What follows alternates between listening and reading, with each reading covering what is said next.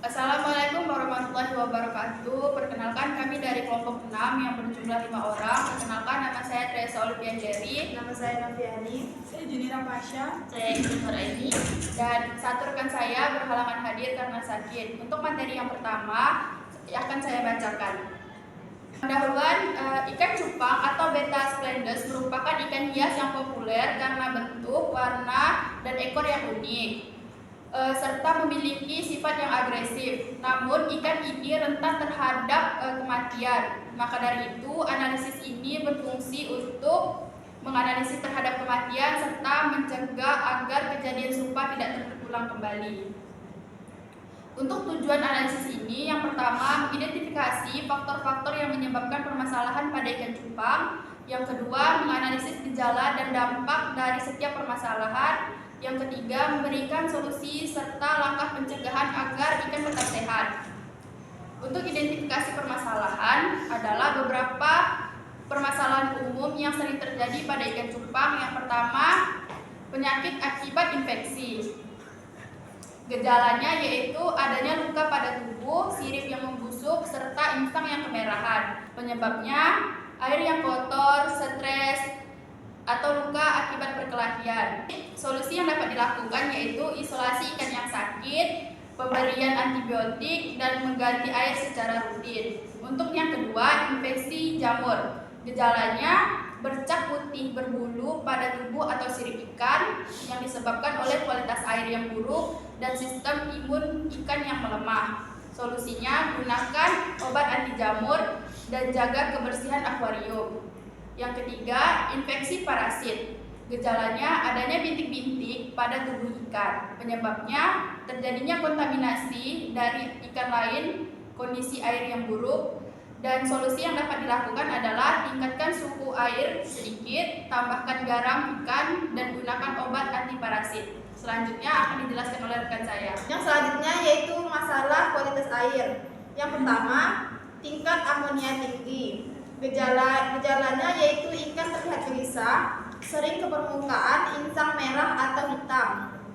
Penyebabnya yaitu kotoran ikan menumpuk, sisa pakan tidak terbuang. Solusinya yaitu rutin mengganti air dan menggunakan filter yang baik. Selanjutnya yaitu perubahan pH drastis. Gejalanya yaitu ikan stres, warna tubuh pucat dan kurang aktif.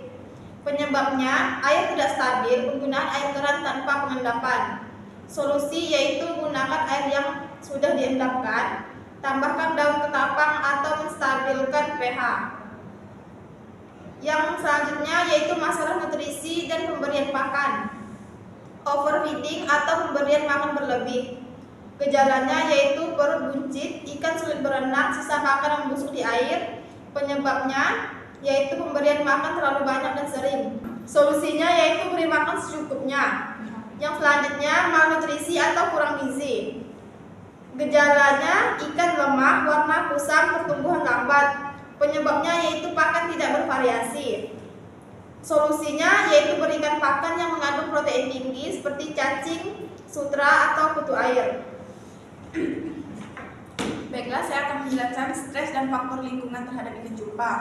Stres akibat perubahan lingkungan, seperti gejalanya ikan tidak aktif, sering bersembunyi, sirip mengecil. Penyebabnya adalah pemindahan mendadak terhadap ikan cupang dan gangguan dari luar, getaran atau suara yang keras. Solusinya, biasakan ikan beradaptasi saat dipindahkan ke wadah dengan aklimatisasi perlahan.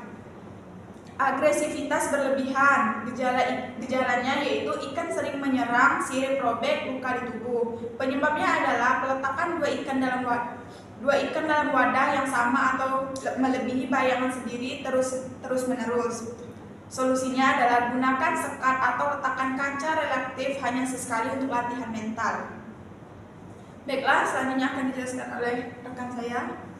Baik, selanjutnya saya akan menjelaskan kebutuhan dasar ikan cupang, yaitu antara tiga. Yang pertama kebutuhan lingkungan, yang kedua kebutuhan pangan, dan yang ketiga itu kebutuhan perawatan harian.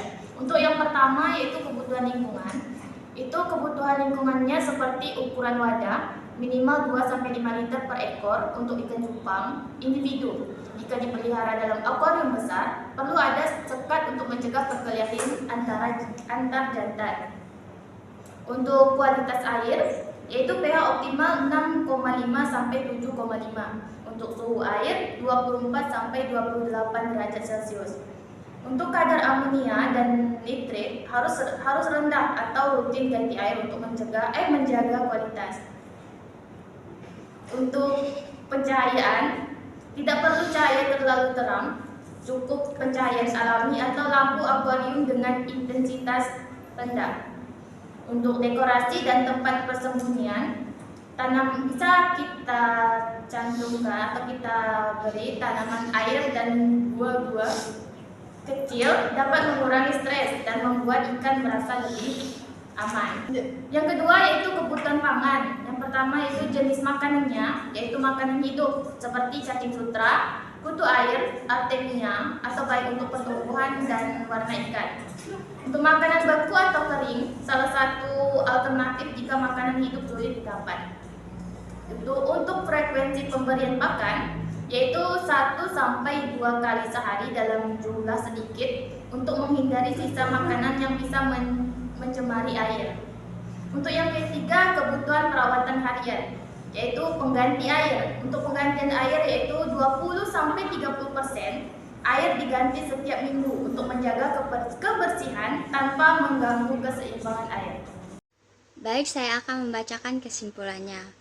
Berdasarkan analisis permasalahan pada ikan, umumnya disebabkan oleh lingkungan, kesehatan, dan pola perawatan yang kurang tepat. Untuk mencegahnya, berikut beberapa rekomendasinya. Yang pertama, menjaga kualitas air dengan mengganti air secara rutin. Yang kedua, memberi pakan yang seimbang, jangan beri makan yang berlebihan. Yang ketiga, mencegah penyakit dengan menjaga kebersihan akuarium dan mengisolasi ikan yang sakit. Yang keempat, mengurangi stres ikan dengan menghindari perubahan lingkungan yang tiba-tiba. Dengan perawatan yang tepat, ikan cupang dapat hidup sehat dan memiliki warna yang lebih cerah serta sirip yang lebih indah. Baiklah, sekian presentasi dari kelompok kami. Saya sebagai moderator menutup presentasi mengenai analisis kematian ikan cupang. Saya akhiri. Wassalamualaikum warahmatullahi wabarakatuh.